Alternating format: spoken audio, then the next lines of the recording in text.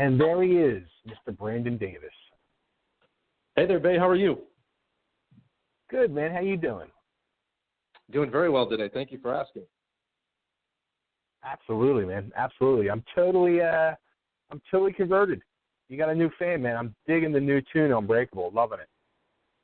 Oh, that's awesome. Thanks, man. Yeah, I'm really proud of it. Really happy with how it turned out.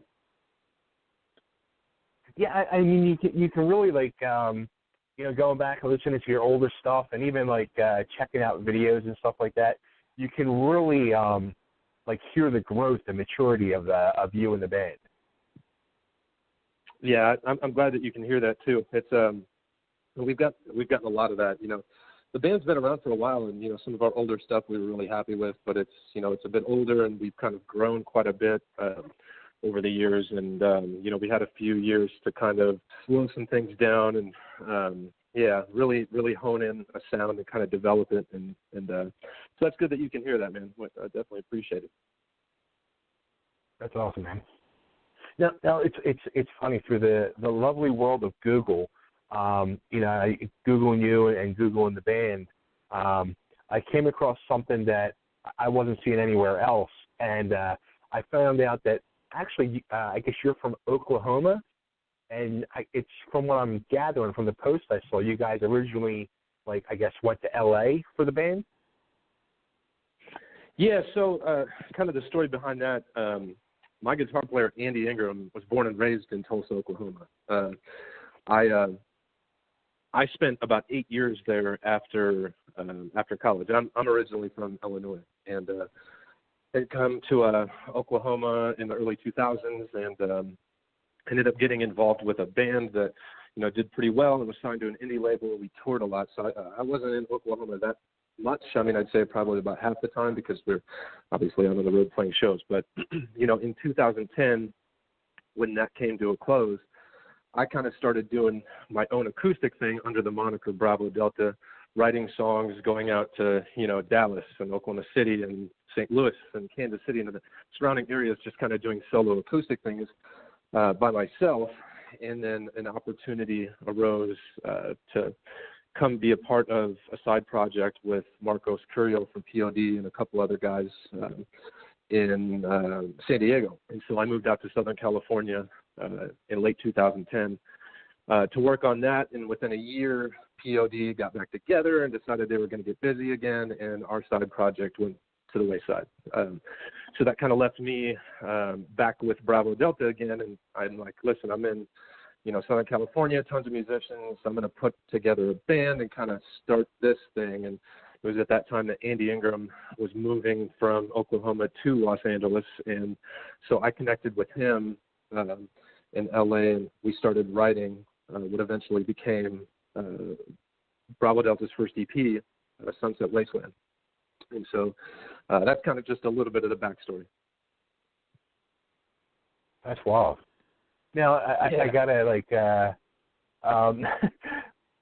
so what made you end up going to Vegas? Was it, and this is where I'm really curious, was it basically the music scene, do you think? Do you think the scene was better in Vegas for you to do Bravo Delta than it was in Southern California, or? No, it had nothing to do with the scenes. Me personally, LA's not my scene, right? It's, we did well. We did shows at, Whiskey, and, we played at Viper Room quite often, and House of Blues and the rock scene, made some really great connections in LA. Just personally for me, whether it's, cost of living or, how crowded it is or traffic or, just the state of, how aggressive it is towards the entertainment industry and so on and so forth, just different things. It wasn't my favorite place. We'll just put it that way. But the reason I ended up in Las Vegas is I came there for a weekend for a show. Marcos and POD was playing, I want to say it was the Rockstar Energy Mayhem Festival or something at the Mandalay Bay in the parking lot there. And so I came to Vegas that weekend for a show, met a beautiful woman named Cassie, and she's now my wife and the mother of my two kids. And so, in all fairness, I ended up in Las Vegas for a woman, but it's turned out to be amazing. Nevada itself in Las Vegas is one of the it's probably my favorite place I've ever lived, and I've been to many states. Yeah, so I love it here. And obviously, after I moved here, Andy followed, and we found a couple of guys here, a bass player and a drummer, in Roman and Brian that have just killed it and been our brothers in arms, and we're pretty blessed to have them be a part of what we're doing. Awesome. Now, how long have you been in Vegas for now? 6 years. 6 years we've been here. Okay. Yeah. Interesting. So now, how about like what I was reading, like in the press release for Unbreakable, this has been 3 years in the making for you. Like just by the little, like I'll say, like the little context clues in my own head that I was putting together, like between the name Unbreakable and little things that were said, it kind of seemed like this 3 years putting this together have been kind of like a trying 3 years, and like you went through a lot, and you've come out of this unbreakable. Yeah, 100%. I'm glad that you really caught that, because not everybody has. Everybody wants to know, hey, what's the meaning behind it, so on and so forth. So I'm really stoked that you caught that. So yeah, for us, we started 3 years ago, started tracking what would become this album. And originally it was, hey, let's put out singles every month or every 2 months or every quarter. Let's kind of keep a steady stream of music being released, because at the time it was like that's what people, industry people that I was talking to, they're like, do that, right? Nobody's buying albums, nobody's buying CDs, nobody's doing that. The trend is just keep releasing music as much as possible. And so we're like, okay, we're gonna fit into that mold, and we're gonna go that route. Literally, the day that we had our first session of tracking, our drummer goes in and starts tracking his drums. He gets a few songs in. Later that night, his appendix bursts, and he goes into surgery. And then gets complications from that surgery, and he's out for quite some time. And then, shortly after that, he gets a job in Southern California, and so he's gone. And then, I have 2 children over the course of 3 years, and just a ton of other things that was just kind of like roadblock after roadblock after roadblock kind of kept us from doing this, and kind of kept the band slowing down. And there's months would go by and we wouldn't even have a rehearsal. So it was just kind of one of those things that we kept getting kicked to the floor, and things kept dropping, but we kept getting back up, and we kept fighting. And we roll around to late 2017, early 2018, and we said, we're going to do this, and we're going to finish this. But what's our motive now, right? Do we want to just release singles? What do we want to do? And, we kind of came to the decision that, hey, we've released 2 5-song EPs. We put out a couple singles just to kind of keep us relevant out there. We've never done a full-length album. Let's not fit into a mold. Let's not do what everybody else is doing. Let's not, follow some sort of blueprint. Let's do something we want to do. Let's do something fun. Let's do something we've never done. Let's, go into a territory we never have, and that was, the full-length album. So, and we said if we're going to do that, we're going to do it right? We want to have, songs segue into each other. We want to have intros and outros and an instrumental track, and just, really make it this, beautiful, well-thought, creative package that we're really proud of. And I think that's what we've done. That's awesome. So like those people in the industry you talked to that were telling you to, go the single route, when you turn around and tell these people that you're going a full length, they're head at you, or? Once they heard it, no. Yeah, and again, this was, a few years ago, and, how things change so fast. And, and at this point, it's like, we're so happy with what we did and, what we've accomplished, and that it's, at this point, it's irrelevant. But a lot of those people, that, we've been sending this stuff to, they're like, oh my God, this is great, well done, this is a hit, stuff like that. So it's been all great feedback. That's awesome. So like in that 3-year time too, like, did you contemplate yourself at any point, like just scrapping the whole thing? Oh yeah, I mean 100%. Part of that, 3 years ago, I was in a weird space mentally as well, right? So something really beautiful happens when you have children, and I don't know if you've gone that route or if you've had kids or experienced that, but certain things that you thought made you happy and that whether it was friends or situations or jobs or whatever it is, that you're going to do this forever. And this is, if I don't do this, I'm not going to be happy kind of thing. Right.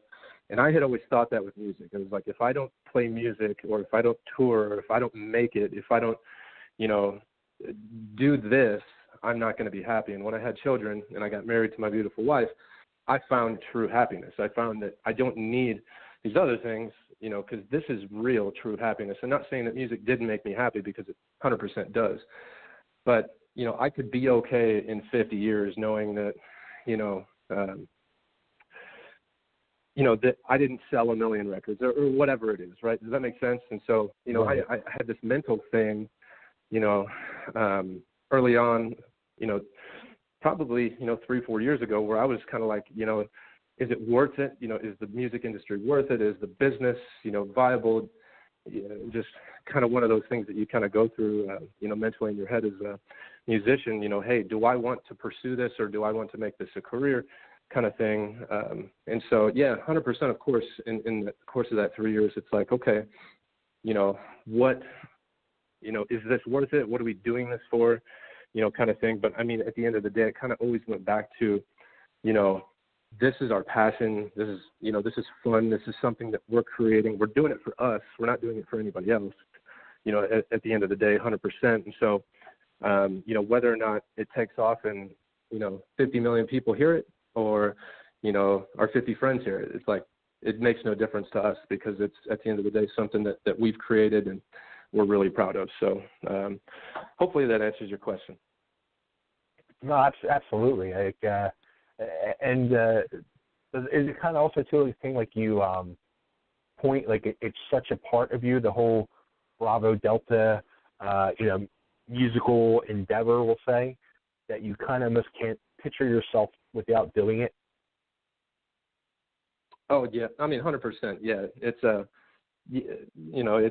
it's an extension of myself, right, and in my being. So yeah, it's I could not picture not writing and not creating music at the end of the day. So yeah. That's awesome. So how about like shows? I know you guys got a couple shows coming up. You have the big album release party at my good friend Mr. The Count Danny at the Club Vamped, February 9th. Yeah. But have you? It seems like you guys like really haven't left the Vegas area, like done touring or anything. We have. We actually did a national tour in 2015. It's been a few years, but yeah, I think it was 2015 that we did a national tour with Nothing More. I think it was. Oh, nice. I think it was 14 or 15 dates that we did with them. Of course, this is before they kind of exploded, and they're good friends of ours, and we've. I've known them for a long, long time, and they're good buddies of ours. But so we toured with them. We've done some dates with Adelita's Way. We've done stuff regionally here on the West Coast. We'll go to San Diego or Phoenix, surrounding areas, and we've got a good following there. But as of lately, no. Over the last couple of years, we haven't done too much out of town. Again, because it's been kind of a slow process and building up for this and where we're at now. So as of right now, I'm working on a few things. We're going to be doing some regional dates here on the West Coast in late March. We haven't announced it yet, but we're going to be doing that shortly. And then probably in June and July, we're going to get out to the Midwest and the East Coast as well. Those are all being worked on. So we're excited about that. We'll be announcing those soon. Right now, it's about getting the album out. We're going to NAMM this weekend, so lots of industry meetings there, lots of interviews and different things. Promoting and talking to some people that can possibly help us with a few things. We got the Vegas Music Summit, which is going to be a similar type of deal. We're showcasing for a couple labels there, and then the album release party. So that's kind of all those things are a focus, and then there's a radio convention in February as well. So, which we've got Unbreakable being pushed, rock radio all over the U.S. and Canada, which we're really excited about. So every week we're seeing new stations start to pick it up, and so we're just trying to build some momentum now, and then we're going to go hit those markets over the next year. So really excited about that. Sweet. Now, how about you mentioned That Elite Is Way, which is based out of Vegas, and what's for another band out there like Otherwise, it's from Vegas. Like you guys, like is there like a big support, between these guys who have gone out on national tours and stuff like that and national exposure? Do they like kind of help you guys along, like like you're the next up and coming band out of Vegas? We haven't connected with them over the last couple of years. Again, we've done some stuff with That Elite Is Way, but that was a couple of years ago. And but yeah, I mean, those guys are great, and I was actually showing the video to Ryan from Otherwise last week or the week before, and he was into it. So yeah, no, we're definitely going to be tag teaming with those guys, and trying to see if we can team up for some tour stuff. I know that Otherwise they've been out in Nashville working on a new record there, and so from what I hear, it's pretty heavy, which is really cool. But when the time comes, we'll definitely be trying to link up with them. And Adelitas is doing a headline tour with a couple of support acts through March, so we'll try to link up with them in the summertime as well. But yeah, those guys are great. We've done lots of shows together, and they're definitely the homies. So yeah, cool, very cool.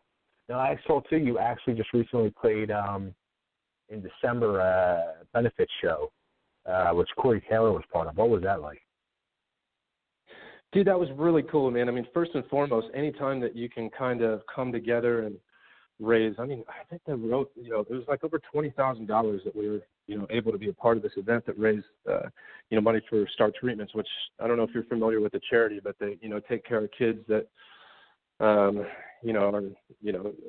life-threatening diseases and, stuff like that, and they give them the Star Treatment, take them to concerts, give them rides places, different things like that. It's an amazing charity. Oh, nice. So just to be able to be a part of that was incredible. The show itself was awesome. I think, anywhere from 800 to 1,000 people there. I mean, so the crowd was awesome. And we unveiled some new stuff, and we're really happy with how it went. Me personally, we're doing sound check, earlier in the day, and Corey's out there watching us, and of course, my fanboy alarm goes off immediately, and so that was really cool. He was a really good dude, and Jason was a great dude, so everybody that was a part of that whole thing was awesome. So yeah, it was a wonderful night. That's awesome, man. So, all right, so the big date's coming up. February 1st is the official release of Unbreakable. Anything else you want to throw out there about the album? Anything special that I might have left out? Tidbits, secrets, nooks and crannies? Yeah, anybody that is familiar with the band or has followed us, in 2015 we put out a single called Virus, and that is become definitely a fan favorite for sure, but we actually took that song because it was never really a song that we thought had its due diligence as far as the production value. We thought it could have always been better, and so we actually re-recorded it, remixed it, and put it on this new album. So it's a re-release on single on this album. However, it's taken on a new life because it hits harder, it sounds better. It's we're really stoked on that. So that's kind of a little tidbit of a little nugget of info there for the album. But February 1st is the release date. It hits all streaming services and retailers, and then we'll have CDs available directly from our website, which is bravodeltamusic.com, right there on the store. So yeah, we're really excited about it, and definitely have you people check it out.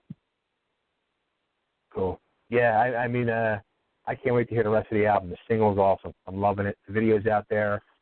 People are going to need to check it out. So bravodeltamusic.com is the place to go, right? Yes, sir. Absolutely. And then we're on all social media platforms at Bravo Delta Music. And you can currently stream the single on Spotify, iTunes, Amazon, Google, everywhere that music is streamed. Awesome. Brandon, thanks so much, man. Continued success. Can't wait for the album to break big for you guys and truly show the world how unbreakable you guys are. Absolutely. Bay, I appreciate your time, man, having us on, and I look forward to chatting with you again soon. Absolutely, man. Take care, and I hope you guys get out here to Philly soon, man. Oh, yeah, we will. Okay. All right, man. Take care. Bye.